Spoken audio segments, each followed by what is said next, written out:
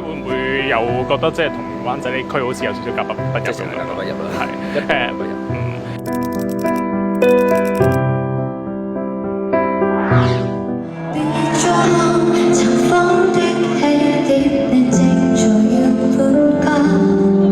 最近因為南韓國民妹妹 IU 翻唱喜帖街勾起大家嘅回憶，時光飛逝，喜帖街倒下5年，重建項目叫做喜匯，預計出年正式開幕，人面全非，唔知班街坊又點睇呢？我會比較中意以前嗰個模式多啲咯，因為話晒即係人哋一嚟過呢條街就知道係喜帖街咯。咁如果變翻去平時即係而家嗰啲雖然被重嗰啲，咁其實唔一定要去利東街咁，其他街都可以去啦。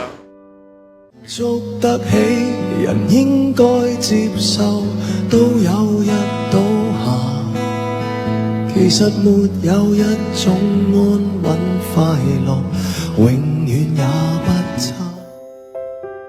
你唔捉住嗰個傳統嗰個 point 咧，你冇得捉㗎都變咗，你吸引唔到人嚟。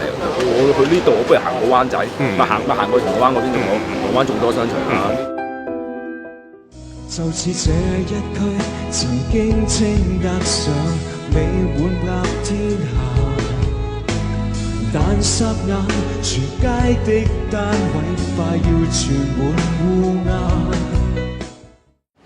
睇樓，我老婆上去睇過，話好靚啊，不過冇錢買。而家做生意嘅決定啦，邊樣賺得錢多做邊樣啦。好景不會每日常在，天梯不可只往上爬。有咩評價？即係你中唔中意依家個樣？評價好靚。重建之前好啲咧，定係依家好啲咧？咁梗係而家好啲咯。而家好啲。係咯。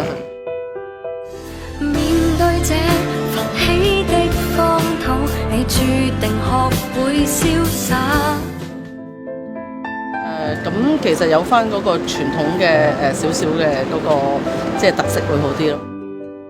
有感情就會一生一世嗎？又再惋惜有用嗎？